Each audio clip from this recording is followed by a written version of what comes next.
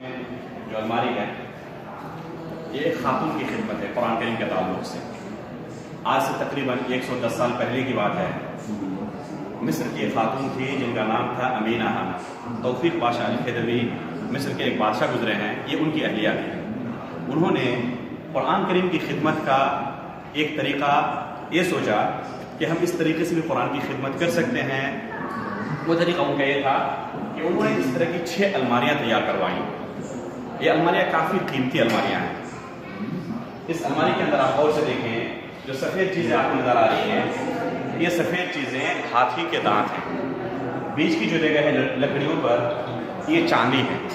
جو ستون ہے، کھمبے ہیں، یہ پیلر وغیرہ یہ چاندی کے بنے ہوئے ہیں. اور جو یہ جگہ ہے یہ صدف سے تیار کی ہوئی ہے. صدف کہتے ہیں سیپ کو عربی زبان میں، سمندر کے اندر ہوتے ہیں جس سے موتیاں نکلتی ہیں. یہ خاتون اس طرح کے قیمتی ہیرے جواہرات سے 6 الماریوں کو تیار کرنے کا حکم دیتی ہیں. مقصد کیا تھا اتنا خرچ کرنے کا؟ صرف ایک مقصد تھا کہ ان الماریوں کے اندر قرآن کریم کو رکھا جائے گا حرم شریف میں. صرف قرآن کریم کے تعظیم کی خاطر اپنے جائیداد کو انہوں نے قربانیاں پیش کر دی. اللہ تعالیٰ نے ہمیں بھی بہت سارے مال و دولت سے نوازا ہے، بہت ساری نعمتیں اللہ تعالیٰ نے ہمیں بھی عطا کی ہیں، لیکن ان میں سے ہم کتنا اللہ کے راستے میں خرچ کرتے ہیں، اپنے نفس کا ہمیں محاسبہ کرنا چاہیے. یہ خاتون ایک آیت لکھنے کا حکم دیتی ہیں. یہ آیت دیکھیں آپ کے سامنے ہے، سورہ فاطر کی 2 آیت. ما یفتح اللہ للناس من رحمت فلا ممسک لها. ایک بادشاہ کی بیوی تھی، اس کے باوجود ان کے دل کے اندر یہ احساس باقی تھا کہ یہ بادشاہت بھی، یہ مال و دولت بھی اللہ تعالیٰ کی طرف سے عطا کرتا ہے. یہ اللہ تعالیٰ کی طرف سے ایک نعمت ہے. اللہ تعالیٰ چاہیں تو ایک فقیر کو بھی بادشاہ بنا سکتے ہیں اور ایک بادشاہ کو بھی فقیر بنا سکتے ہیں. اس وجہ سے یہ خاتون اس آیت کو لکھنے کا حکم دیتی ہے، جس آیت کے اندر اللہ تعالیٰ نے یہ فرمایا ہے کہ اللہ تعالیٰ اگر اپنے کسی بندے کو کوئی نعمت عطا کرنا چاہے، کسی کے پاس یہ طاقت نہیں جو اسے روک سکے، اور کسی کو اللہ تعالیٰ نے کسی نعمت سے محروم کر دیا تو کسی کے پاس یہ بھی طاقت نہیں جو اسے دے سکے. ہر طرح کی نعمتیں، چھوٹی سے چھوٹی نعمت اور بڑی سے بڑی نعمت، یہ اللہ تعالیٰ کی طرف سے.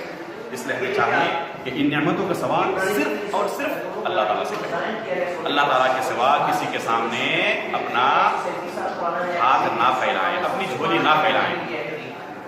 چھوٹی سے چھوٹی نعمت ہو چاہے بڑی سے بڑی نعمت، اللہ تعالیٰ چاہے تو دے سکتا ہے، دینا چاہے تو کوئی روک نہیں سکتا، اور محروم کر دے تو کوئی دے بھی نہیں سکتا. اسی آیت کی تفسیر پائیں گے آپ قرآن کریم کے اندر. ابراہیم علیہ السلام کی زندگی قرآن کریم کے اندر اللہ تعالیٰ نے ان کی زندگی کو بہترین طریقے سے بیان کیا ہے. آپ پائیں گے ان کی زندگی میں کہ ایک عجیب نعمت سے وہ محروم تھے، اولاد کی نعمت سے، لیکن مایوس نہیں تھے. آج ہم اگر 2 سال 4 سال بچے نہ ہو اور ہم مایوس ہو جاتے ہیں اور اللہ تعالیٰ کو چھوڑ کر دوسروں کے در پہ جا کے اپنا ماتھا ٹیکنے لگتے ہیں. ایک اللہ کے جلیل القدر نبی ہیں ابراہیم علیہ السلام. اللہ تعالیٰ کی بارگاہ میں اپنی جھولیوں کو پھیلاتے ہیں، دعائیں کرتے ہیں، روتے ہیں، گڑگڑاتے ہیں، اور ہمیشہ ایک دعا کرتے ہیں جس کو اللہ تعالیٰ نے قرآن کریم کے اندر نقل فرمایا ہے، رب هب لی من الصالحین، رب هب لی من الصالحین. اے اللہ ایک نیک لڑکا عطا فرما، ایک نیک لڑکا عطا فرما. آخری عمر میں جا کر، بڑھاپے کی عمر میں اللہ تعالیٰ انہیں 2 بچوں کی نعمت سے نواز دیا، ابراہیم اسماعیل اور اسحاق علیہ السلام. اولاد کی نعمت ملنے کے بعد اللہ تعالیٰ کو نہیں بھول جاتے، بلکہ سب سے پہلے اسی رب کا شکریہ ادا کرتے ہیں جس نے اولاد کی نعمت سے نوازا. آج ہماری حالت کیا ہوتی ہے؟ جب تک مصیبت میں ہوتے ہیں اس وقت اللہ تعالیٰ کو یاد کرتے ہیں، لیکن جب نعمتوں کی زندگی گزارتے ہیں تو اللہ تعالیٰ کو ہم بھول جاتے ہیں. ایسا نہیں ہونا چاہیے، بلکہ مصیبت کے وقت جس طرح ہم اللہ تعالیٰ کو یاد کرتے ہیں، نعمتوں کی زندگی گزارے تو اسی طرح اللہ تعالیٰ کو یاد کریں. سب سے پہلے اللہ تعالیٰ کا شکریہ ادا کرتے ہیں، اور ان کے شکریہ کے کلمات کو اللہ تعالیٰ نے قرآن کریم کے اندر نقل فرمایا ہے، نازل فرمایا ہے. کیا کہتے ہیں؟ الحمدللہ الذی وہب لی علی الکبر اسماعیل و اسحاق ان ربی لسمیع الدعاء. فرماتے ہیں کہ اللہ تعالیٰ کا شکر جس نے مجھے اسماعیل اور اسحاق کی نعمت سے نوازا ہے. میرا رب یقیناً دعاؤں کو قبول کرنے والا.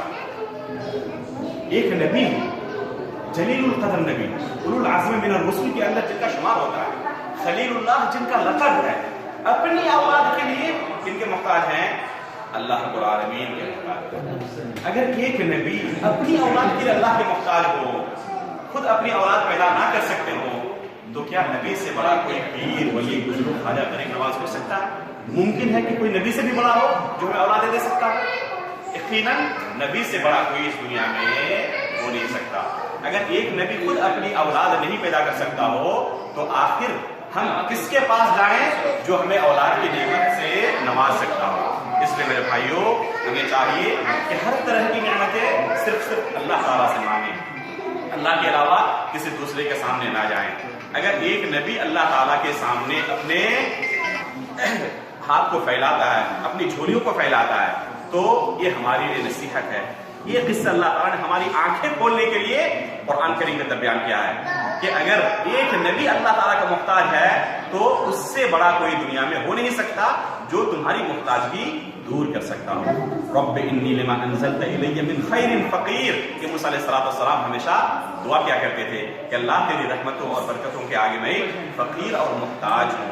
اگر ایک نبی اللہ کے سامنے اتنے محتاج ہیں تو کون ہے جو نبی سے بھی بڑا ہو اور اللہ کا محتاج نہ ہو؟ اس لیے اللہ تعالیٰ کا ایک نام ہی ہے سمد، جو ہر ایک سے بے نیاز ہے، جو کسی کا محتاج نہیں۔ یہ بے نیازی کی صفت صرف اور صرف اللہ تعالیٰ کی ہے جو کسی کا محتاج نہیں ہوتا۔ اللہ تعالیٰ سے دعا کرتے ہیں کہ اللہ تعالیٰ ہمارے اسلاف نے جو خدمات کی ہیں ان کی خدمات کو قبول فرمائیں اور ان کے نقش قدم پر چلتے ہوئے ہمیں بھی اپنی زندگی گزارنے کی توفیق عطا فرمائیں۔ آمین۔ وصلی اللہ علیہ وسلم۔